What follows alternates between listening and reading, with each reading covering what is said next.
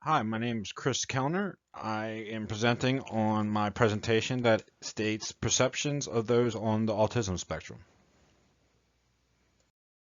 Hi, so when developing my hypothesis, I actually had a few things in mind. First was Sheldon Cooper.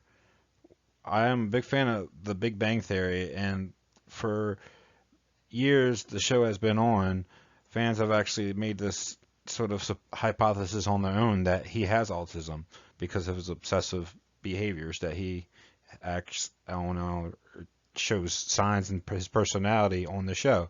However, when asked the writers of the show that he does not have ASD and he never actually was diagnosed or anything on the show or at all, and the audience actually like perceived that he did have these traits because it was common of the autism spectrum. Now, this was interesting to me for many reasons, and I even had a rapper here at the bottom who is um, an underground rapper. However, this year he came out that he was no longer ashamed as autistic. So there's definitely this stigmatization that I found interesting to study and develop my hypothesis based on this information. So right in the start of my introduction, I start with this problem statement. Do people perceive others differently if they know or know of somebody on Facebook of this profile telling them that they have autism? Or they attribute these specific personality traits higher or lower when a person is described as having ASD or not on Facebook? Well, there is a study that suggests below at Sasson ETL 2018 as he actually conducted a 10-item personality scale, the TIPI, that I actually modified my own version of in my study and saw that in the results that there was no correlations of perception per se. However, personality traits, specifically the non-ASD, did attribute negative personality traits for those on the spectrum. So I found this really interesting. My hypothesis states that on average, we predicted that when the person is described as autistic on the Facebook profile, then they will be rated higher on introversion, social stigma, aggressiveness, intelligence, and lower on extroversion, anxiousness, or anxious, higher reserved, warm, cold, moral, and detail oriented.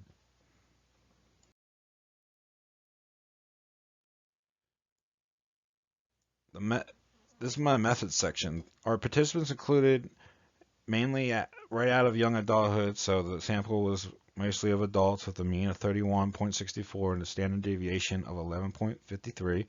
Our gender identities were 10.6 percentage that were male, 8.51% female, and 4.3% non-binary.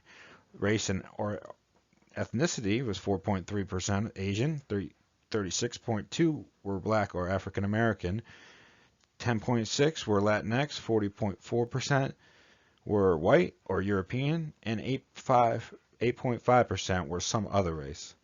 Sexual orientation, 12.8 identified as gay, 68.1 identified as straight, 12.8 identified as bisexual, and declined to comment were 66.4% for sexual orientation in our study. Participants were recruited online on our University of Baltimore's psychology Wegmans lab for participants who wanted to volunteer. They got research credit if they did the study, and we did a between subjects design. Here you can see on the left is our experimental group, and the control group is on the right. We actually gave participants either assigned to the experimental or the control group. Now, if participants were given this vignette, one or the other, this between subjects design, then they were told to fill out a brief 10-item personality inventory modified version that I created and rate them on a questionnaire after seeing their Facebook profile.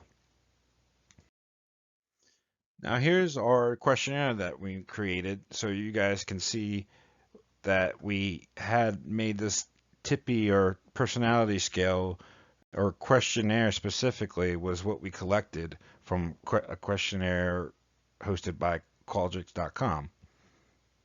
You can see all 12 here listed that we asked them when exposed to either the experimental or control condition.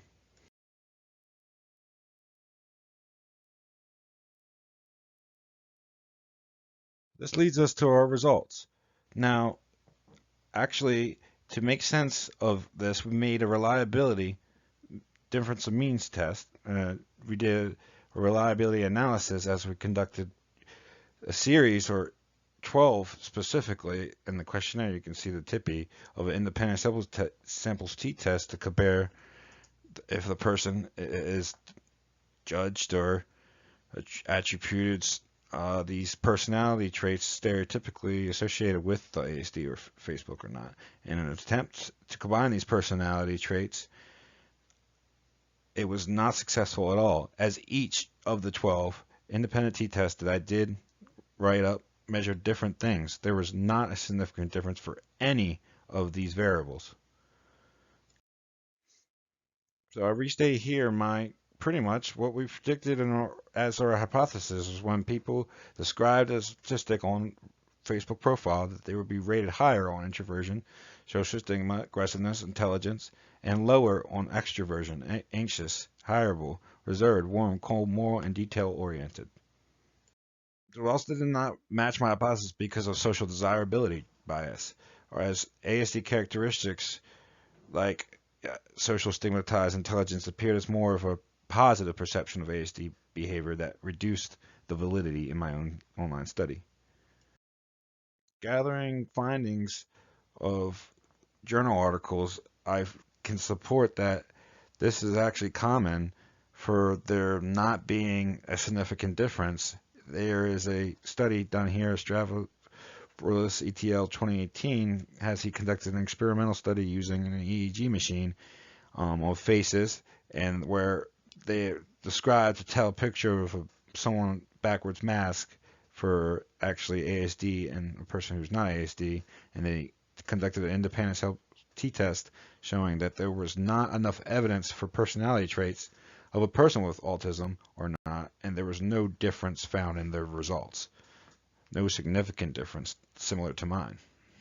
I wanted to state my limitations, confounds, and future directions.